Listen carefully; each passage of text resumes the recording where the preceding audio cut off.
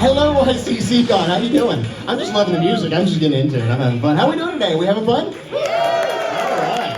I'm glad to see all you here at the main stage. Thank you so much for joining us all afternoon today. We had a lot of fun over here. I have no idea what's going on over there. I haven't even had a chance to take a look. So if you're not living here, you're not living. So let's have some more fun while we've got it. We have one more panel right now, and then after this, we're going to have an IC for Life live auction with Michael Havens live on stage. So if you want to buy some Star Wars figures or toys or ships or anything fun and cool like that, feel free to stick around. Without any further ado, before I take any more of his time and he makes up for it, let me introduce Mr. Kevin Lyle. Hey everybody, I'm the guy from 4.5 minutes ago that was just talking, and now I'm back. Our makeup artist backstage took care of his black eye, and it's brutal. Dennis is already making fun of me back there. He's recovering well, I think. Yeah, I'm doing all right. So, take care. All right, have fun. Let's go. All right, welcome to our Battle of Death Star panel, and of course we get started right now. Mr. Denis Lawson, Wedge Antilles.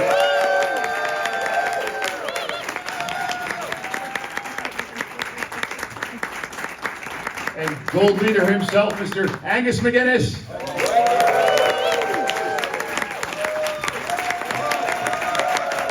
And you know him from Tatooine, and you know him from Yavin, Mr. Garrick Hagon, Big's Darklighter, Red 3.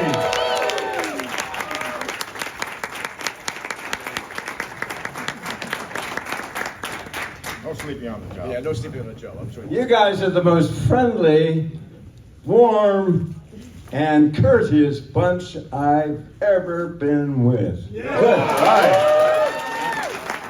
Absolutely wonderful. Couldn't agree more. Absolutely wonderful. Yeah. I've got a bunch of panels this weekend, but don't tell anybody. Don't tell anybody. This is our secret, okay? This is the one I was most interested in. Seeing the three of you guys up here talking about the Battle of Yavin.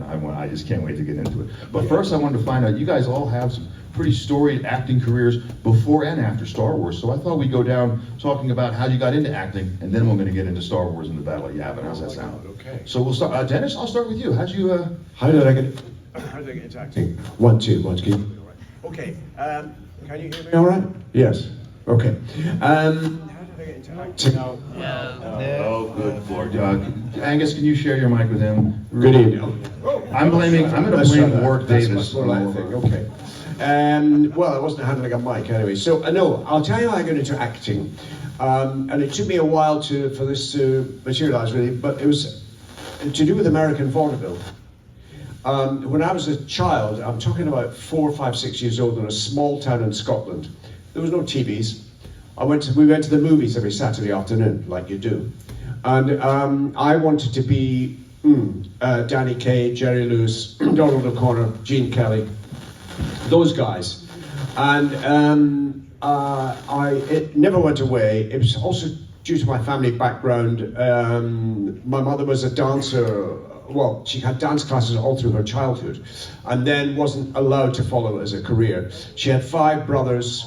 Everyone could sing and dance at parties. My grandfather was the same, full of music hall songs, British music hall. So it was always there, and at a Scottish parties, like Irish, you're up next, what are you doing? It was no, I'm too shy. No, you're up next, what are you doing? And nobody to hold me back. So it developed from there, and never went away. And then when I was about 17, here's a nice little Star Wars connection for you. When I was 17 years old, no, I was 14 years old, and it wasn't until then I heard the words drama school from a friend of mine at school, and I said, oh, what's that? Never heard of it. He said, oh, you go and you learn, you study acting. Oh, I'll do that, perfect. Anyway, I had no clues as to what to do, but I found a city in Scotland called Dundee, and a friend of mine was kicking off in journalism there, and I went through and I found by chance a little amateur dramatic company, right, with a beautiful little theatre, and the leading actor of that company was a guy called Ian McDermott. Okay, exactly.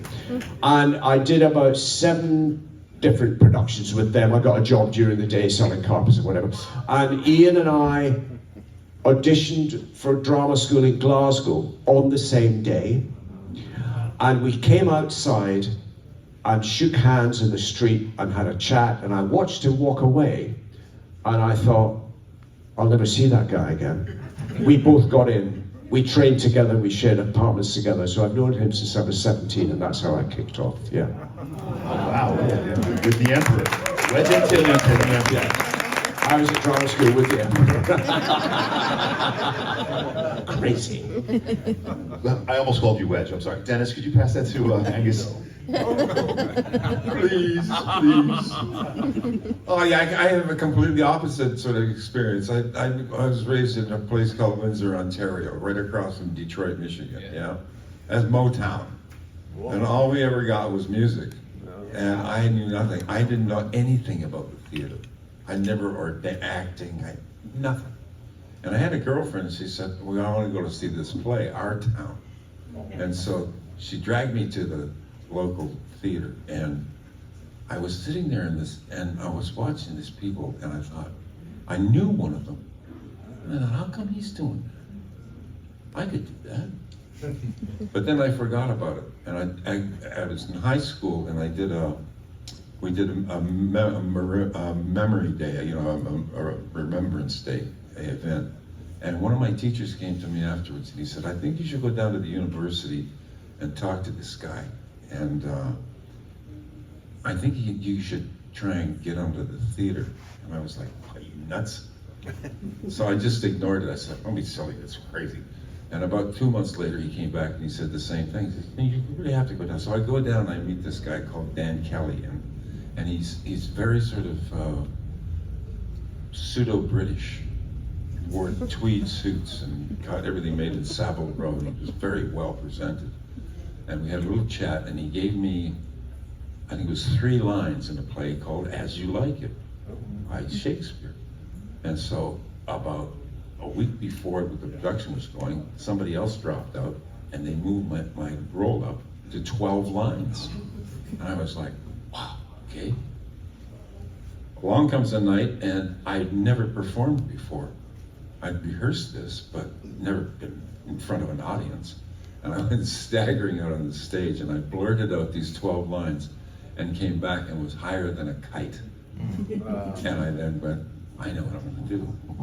I'm not going to make cars for the rest of my life. I'm going to do this. You got the acting bug. Well, that's exactly what happened. And then so the next year I went and did Death of a Salesman, and I played Biff. I got a great role, and after that, I'm an actor. That's it. That's my job. That's what I do.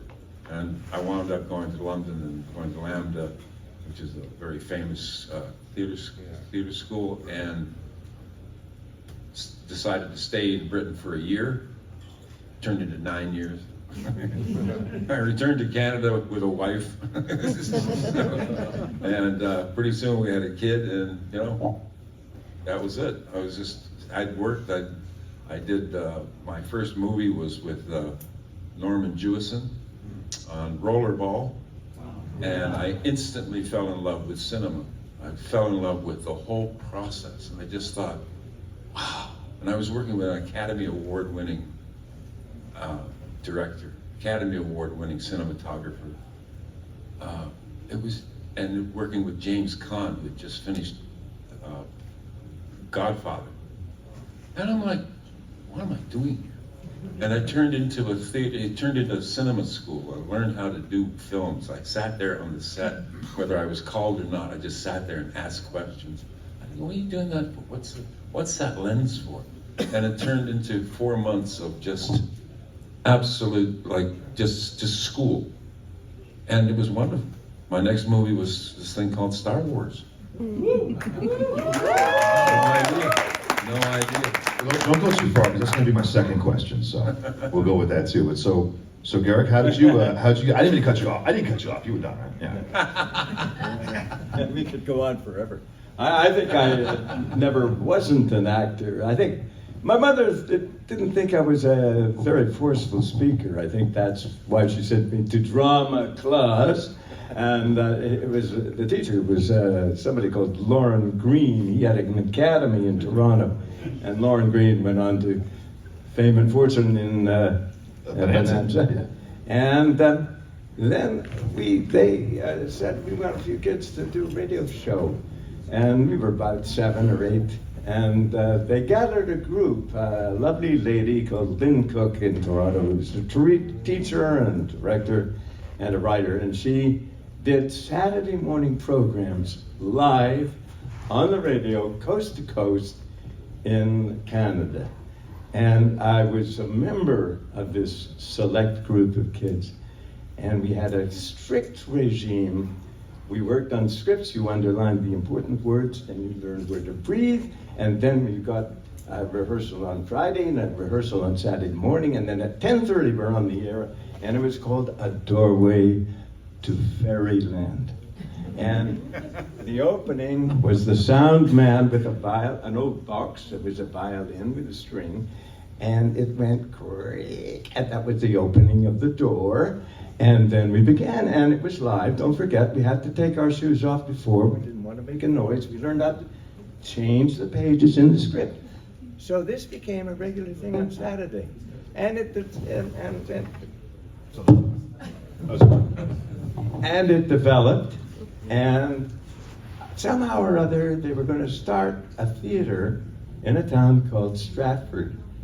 Because it was called Stratford, Tom Patterson, a man in Stratford who was a salesman, and he wasn't an important man, but he had an idea. The idea was to start a theater of Shakespeare.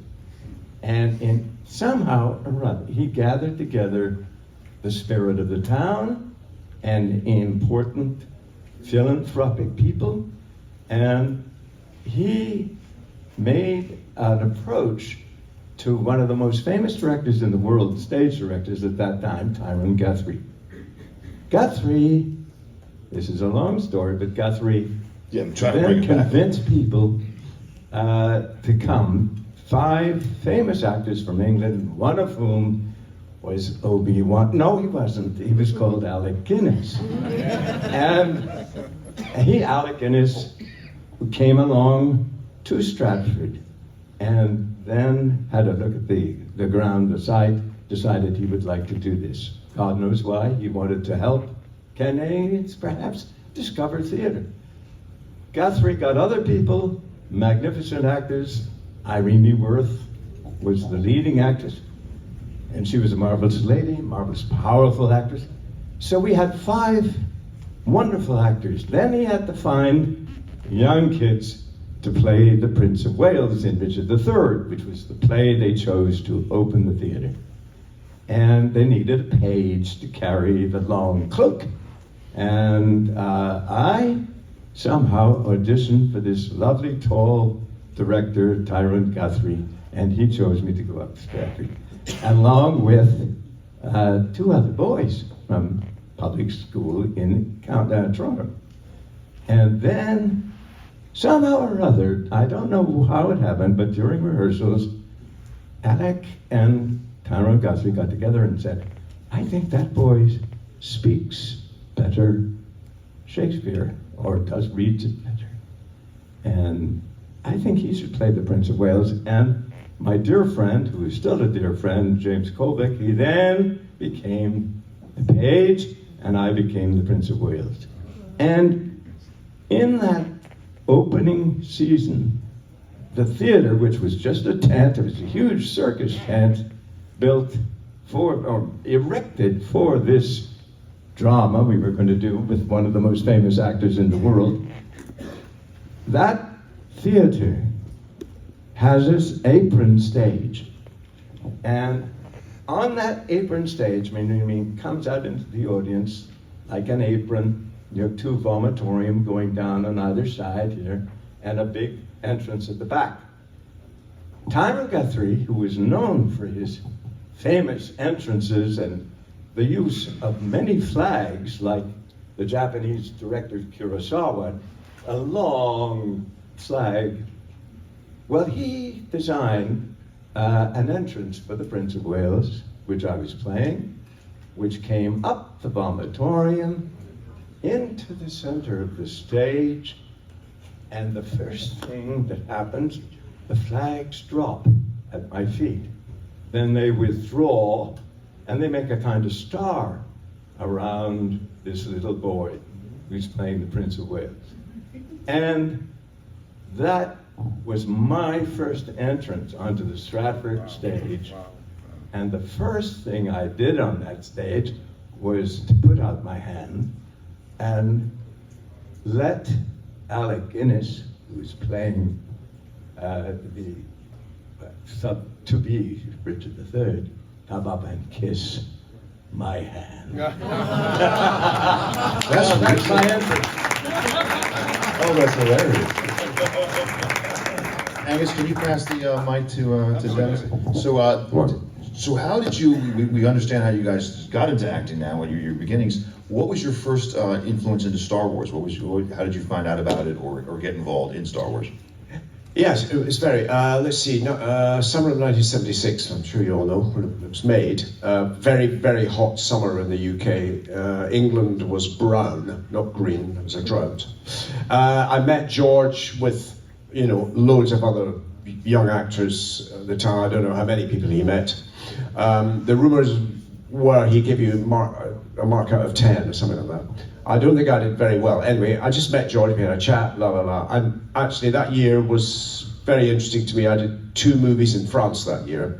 And what was some extraordinary people, which was, I learned a lot from. So I came back to London, and I hadn't heard anything from it. I wasn't thinking about it. Obviously it wasn't happening, I think they started shooting. Anyway, I suddenly got a call through my agent they wanted me to do this. And so okay. As the guys will testify, I think, we didn't really know what we were in, really. I don't think we saw a full script even. So we just turned up to do this stuff, and had a good laugh, and it was great fun and whatever. So it was really sort of, for me, rather ad hoc. And I wasn't really thinking too much about it at the time, Right, because a lot of people who've been here this weekend on this stage became part of Star Wars after it was big. You guys had no idea. This was just another small gig that you had for it. That's right. And what did you call the X-wing chair when you got into it? You had a funny name for it. It reminded you of something. The X-wing chair. When you got in the X-wing dentist. The what?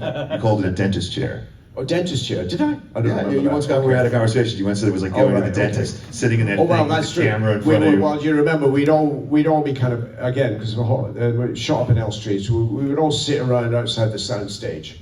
And we're messing about, young actors, la la la. I knew a lot of the guys anyway, and you were called up one by one. And yes, it was a bit like going to the dentist. You were called in, and you'd climb up this wooden ladder, onto a platform, and there was the cockpit, half of it behind you, and then the camera there. And one by one, it's your next. And at each corner there was a crew member wobbling it around like this. That's how basic it was. And I remember, there was a long battle sequence, obviously, a big battle sequence, maybe 20 odd pages, I can't quite remember. But George is some kind of genius, believe you me, but he thought you could just go through the script and say the lines without any cues, just like that, from 20 pages. Not possible. So I said to George, look, this isn't going to work. I'll tell you what to do, George, because he was by the camera. Say my line to me and I'll say it back to you. Let's do that. So he'd say that, and I'd say the line, and then he would say, look up there and say it. Look at the size of that thing. Look down there. Look at the size of that thing. Say it faster. Size of that thing. And so he options, and we went through the 20 pages like that. So George shouted my lines at me, and I shouted them back at George. So that's how it worked. So we had no idea, again, what the hell we were in. We had no idea. It's the first time I ever heard the phrase computerized camera. Oh, what is that? What can that be? Green screen, never heard of it. Nothing. Blue screen, no, I don't know. Is that enough? Came out pretty well. Yeah, it came out quite well. Yeah, it's 47 years later. Look at you should see it sometime. Yeah. So Angus, if you can grab the mic there, how did you become a part of Star Wars? Exactly the same way. Yeah. Virtually every North American actor in London at the time was called in to see this bearded, long-haired kid. Yeah. And nobody knew who he was because he didn't have any reputation at all. Yeah. It's certainly not in the UK. And everybody went into the room and we sat down and had a chat. And I heard the same story, that he had a sort of score of 1 to 10, and if you were a 5, then you got to be a pilot, and if you were an 8, you got to be an admiral. And if you were a 2, I guess you got, maybe I gave you a rubber head or something. and then eventually they called us back and said, yeah, you're gonna do it. And then I had exactly the same experience, almost exactly the same experience as Dennis did with shooting, that you climbed up onto this platform and you crawled into this. They didn't show us ever what any of these ships looked like. No. So I had no idea what an X-Wing was. What's an X-Wing? What's a Y-Wing? What's a TIE fighter? I don't know any of these. Yeah. We had no idea. Yeah. So you're using your imagination to try and figure it out. And then George said exactly the same thing to me. He said, you've learned your lines. He said, well, first of all, he said, you're red leader, right? And I said, yeah. He said, no, you're gold leader. I said, okay, that's fine. And so then he said, we just want you to do your lines. And I said, what? He said, just your lines. Don't need no other ones. I said, that's not the way we work. An actor, it's like, I need a cue. You got to have a cue, then I can kick the line off. He said, no, we don't want to do that. We don't have time for that. Just do this. So I was like, oh, jeez, what am I going to do? I don't know. So we start shooting, and I went off the rails every single time. And we did about 18 takes, and I am by now completely soaking wet. They needed a mop to mop me down. I mean, I was in such a panic. And I said to George, I said, look, George, this is not working. I can't do this. And he said, well, what are we going to do? I said, why don't I just read it? And he said, what? I said, why don't I just read it? So they said, oh, okay, you can do that. So they gave me the script. I stuck one here, and I stuck one here, and I stuck a sheet up here, and I stuck a sheet over here. And I said, well, I thought, what the hell is it? I was in total panic. I was like, I got to get through this. And so then we shot the whole thing. I knew the lines. I mean, I learned them all. But I needed that tick, bam. So I did all this flying, pretending that in my head that I was a Spitfire pilot or something like that. And then I'm reading all this stuff, and I left, and I was like, oh God, I'm supposed to be an actor, and what the hell? And then when it showed up on screen, I went, hey, that kind of worked. Maybe I should do that more often.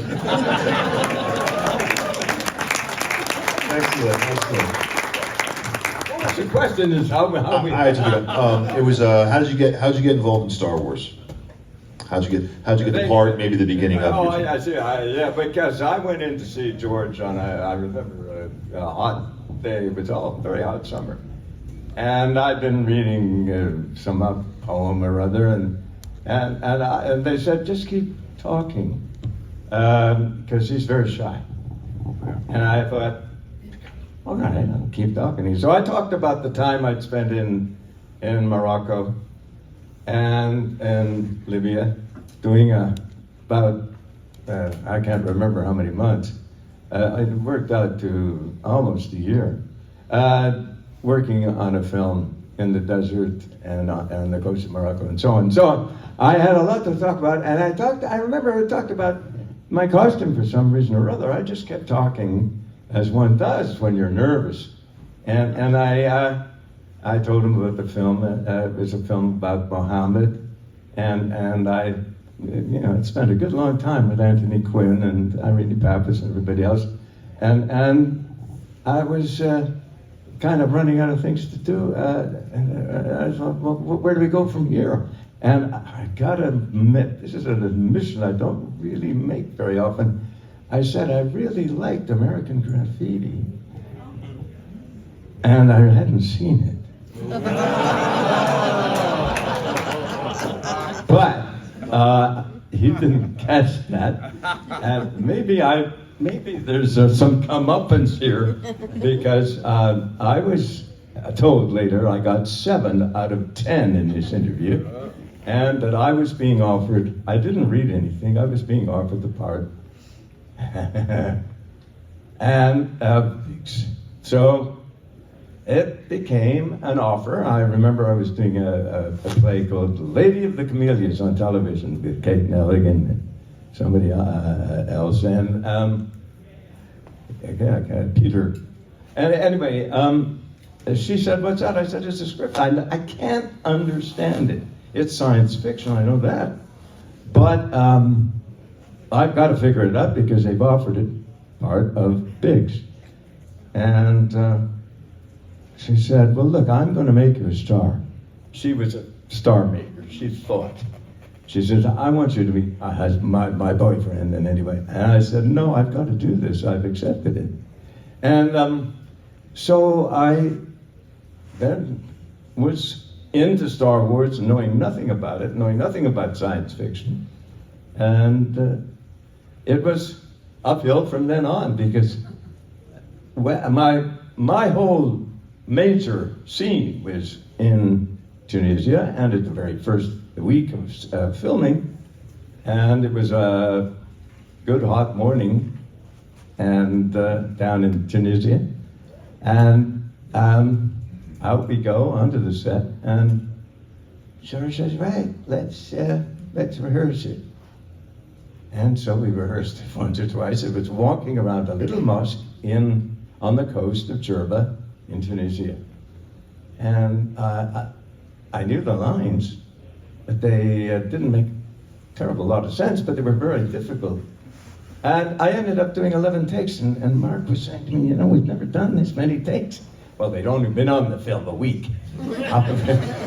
but I finally got this scene, I suppose, in 11 takes. And most of that scene, some of you may have seen, the cut scene, the famous cut scene. 4.5 minutes all together, but we did most of that in one single take in the beginning, and then we shifted around in the early afternoon and did another section of it. But it was a pretty full-on experience, and we finally got it. I wish, and I don't know whether if I could have spoken those difficult lines faster, we might have cut it down maybe to, who knows, 3 minutes instead of 4.5 minutes, because eventually George decided it was too long and was holding up the scene, holding up the beginning of the film. So in fact, my experience was a bit different. When I got to the attack in the Yavin, the Battle of Yavin, I knew those lines like crazy, all the way through. And George said, "Well, let's do it." And I did do this thing one after the other. Yeah. And he said, "Well, look around a bit more." Yeah. Yeah. And I did that, and punch a few more buttons with a little Texas Instrument, little plastic console. And it was a very hot day, so the scene went very quickly, and he said, "Yeah, that's okay." So I got out of there a little bit easier than the guys who were standing outside waiting in the sun. And so for me, the film is like two halves. Mark and I got on like a house on fire. And Mark was an incredible, young, inspiring guy, because he knew that, obviously I was new to the film at that time, and he knew, to jolly us along and to make you feel easy. And also he was very quick. Yeah. And so I think the scene couldn't have been really less than 4 minutes. Maybe we dragged it out a little bit, and it might have been a bit sentimental. Maybe we don't know what George really thought. Maybe it became a bit sentimental because there was a real fondness between us, and that intensity comes across, I think, you can disagree with me, in the scene. So my experience is different, but when I got to that pilot scene, I bloody well knew those lines pretty damn quickly.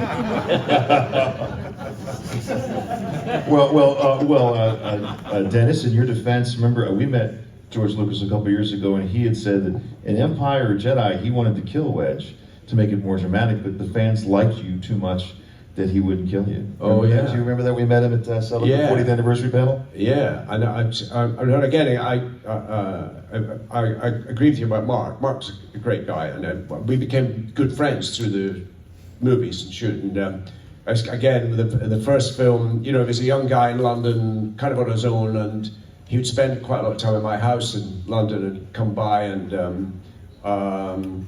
as we went on, yes, I remember him saying to me, "You're George's token survivor. You're George's token survivor."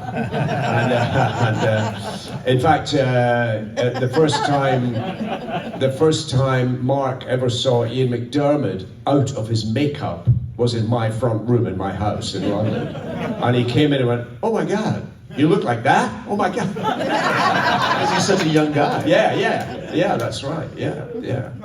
You know, I do want to, as much as I love talking to you guys, I could do this till 4 in the Yeah, morning, but yeah. we should do a couple questions from the audience. Okay. I think give them a chance. And we got Longwater walking around, find somebody hand. This is the first hand I saw. Yeah, there we go. All right, so my question's for Angus. You have the really unique experience of being in a movie with Rogue One that you shot scenes for 40-something years before the movie came out. So what was the casting process like? Did they call you and say, we want to use the stock footage for the movie, or? Oh yeah, I mean, they're not gonna. No makeup artist could fix me. Give me a break, would you? No, I got an email from somebody who said, "You're going to get an email, and whatever you do, don't ignore it. It's really important." And so this strange email appeared about a week later, and so I looked at it and it said, "We are some weird company name. I can't even remember what it was, but we're making a Star Wars movie, and we would like you to revoice." And they took the old footage, some of the outtakes, and some of the other footage that was used in the first movie. And so they said, and I live in Edinburgh, Scotland, okay?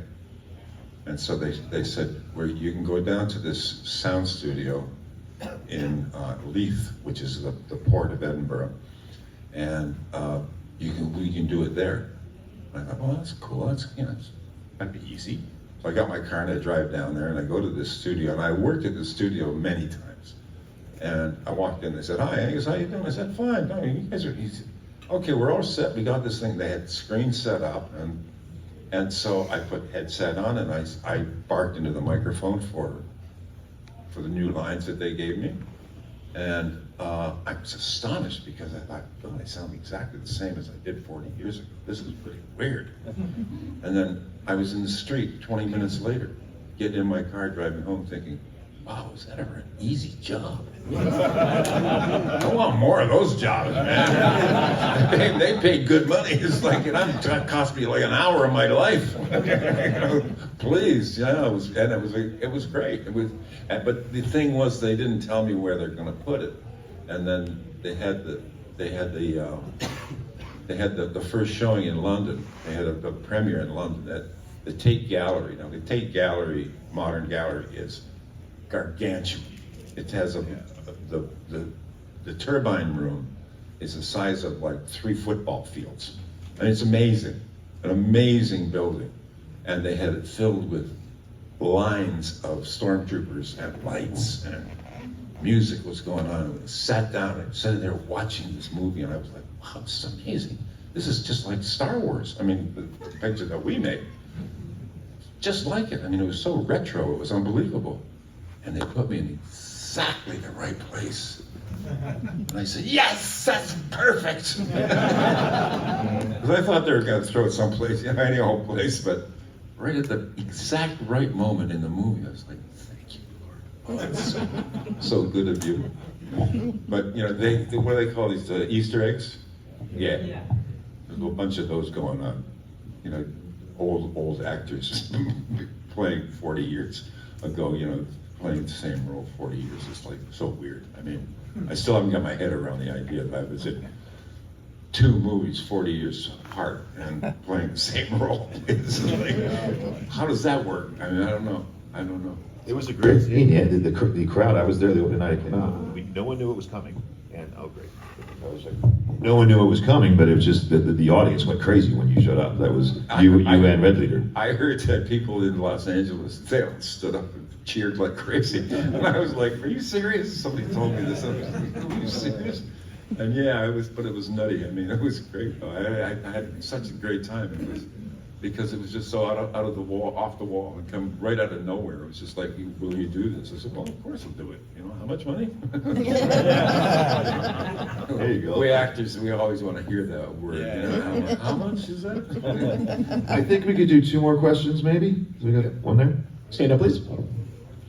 So, I'm sorry. So you guys when you were saying that you got up in the seats, dentist chairs, you said, so you had no idea, I guess this will be for all 3 of you, maybe you could answer. You said you had no idea whatsoever what the ships looked like. So us as fans, when we go in 77, I was 9, we go in and we see a TIE fighter, we see an X-Wing, we see a Star Destroyer, blah, blah, blah. So you guys are flying these ships. When you went to the premiere, and as time went on, and you saw yourselves in the ships, and you found out what a Y-Wing, a B-Wing, an X-Wing, how did that make you feel, knowing that you were the pilots? It was extraordinary. I mean, it's like suddenly the opening credits were amazing. Yeah. And the thing I remember so clearly was that, and I told a couple of people this story earlier today, that when the opening credits started, this was a show, a premiere for only the cast and crew. Yeah. So it's full of crew people who have done like a zillion movies. And when those opening credits started and that ship came through, there was this collective, and later on I thought, wow, is that ever weird? These guys are old pros, they know what's going on, but they were knocked out. This must be film, it's gonna be really popular. But when we saw that, I was like, these ships are amazing. I mean, like, the X-Wings were like so cool. And these TIE fighters are coming in and I'm like, wow, this is really weird. And like, because it had not a clue what they looked like. And then so I come along in my Y-Wing and I'm going, oh, I like that, that's cool. Do any of the 3 of you have a X-Wing or a Y-Wing at your house? Oh, I've got about 3 or 4. Yeah, 3 or 4. Yeah, people keep giving them to me. I love it. You don't have one, Dennis? Actually, no, hang on. Yes, I do. Because I was going to say, I can get you one if you want. There's a room full of them out there. Yeah, Do you want one? I'll have another one. Yeah. What, you have an actual...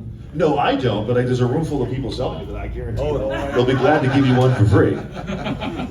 Yes, please. Do we have any dealers here that have some X-Wing toys that you can, maybe not. I'm on the list. They're all, I'll be on you're the on the list, absolutely. Okay, we have time for, I think, maybe one more question. Em? First, I want to thank you guys for being here. You guys have been awesome all weekend, super kind. Angus, thank you for Mama's Pizza in Edinburgh. I just wanted to ask, because I think most of us have memories of like the first time we saw Star Wars, like what it felt like or what it meant to us. What do you guys remember the first time you actually saw the film after, like, because I mean, I'm assuming you had a premiere or something. Like, what did it make you feel like the first time you saw it? Yeah, I mean, it was gobsmacking. It was extraordinary experience because we didn't know what we were in. Even after we'd shot it, we didn't know really. And to see that, just that first shot when that ship came over the top of the camera, but not just the visual, but the sound was extraordinary. In a proper, West End London cinema, it was hit you in the chest, and the sound was quite something, and obviously the orchestrations, the theme, the John Williams piece, and yeah, that's my agent, time to piss off. 10% of nothing. Anyway, there's no kids in the room, is there? No. Okay. So it was, anyway, it was just an extraordinary experience to see what they'd done technically. I mean, you know what I'm talking about. I mean, it was just to be involved in it and not understand it and not know what we were in, and then to see the finished article, which broke ground in so many different ways, was staggering. Yeah, it was extraordinary. Yeah, to your breath. I have a very funny story. I was living in London at the time, and I was riding a motorcycle, and I had this girlfriend, and she was on the back of my bike, and so we're driving through a place called Seven Sisters Road in London, and there's a big movie house on the corner, and there's a lineup that goes all the way around the block, and it's like Star Wars.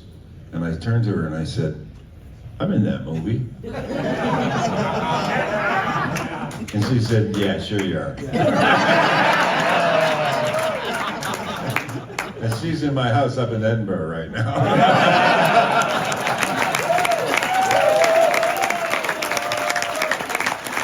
I got the okay for a couple more questions from the audience, because you guys got some great ones. So, the director, Longwater, where are you at? I'm here. I'm the invisible man. No, you're the slow man. Faster. Careful, slow down. He's my boss, so I Do one more get time? to ridicule him and put him in place. Stand up, please.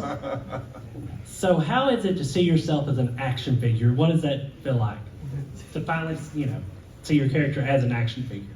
What's it like to see For yourself? me, as it's an action completely bizarre. I mean, no, really, It's really weird. yeah, it's weird. figure? But it's also got to be cool. I mean, that's got to be. Yeah. When you look at your life and you're like, what have I accomplished? I'm a toy. You know? People enjoy. No, that thousands of people enjoy. All of you, all three of you. But again, it's like we talk about action figures. Nobody had seen an action figure before, so to see yourself as a very small doll was quite a bizarre experience. That's it. So that's me. What the, so it was quite. I've got used to it now. I'm used to seeing myself as a doll. But I'm a bit of a doll. But anyway, you know what I mean.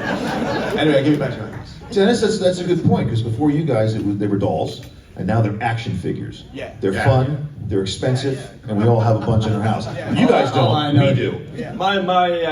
My figure stood in for George Lucas. I'm sure his doll at that celebration, whatever, maybe 1 or 2, 3. Anyway, they made a doll called somebody's sacrilege. Anyway, they made a doll for George Lucas, and they used my figure. They used Biggs' figure really, and just put George's head on it. Because he's already got the mustache, all he had to do was add the beard, Yeah, probably. exactly. Yeah, there you go. Well, gentlemen, I want to thank you guys for coming. This was, it's a secret, we're not telling anybody else, but this was my favorite panel this weekend. I think being here with the three of you is tremendous, and I just can't Thank wait you to very tell much. everybody I know I did this. But thank you very much. You guys will be. These guys will be signing for the rest of the weekend, so come on by and check them out. Thank you for attending our panel. Ladies and gentlemen, another round of applause for the X-Wing pilot.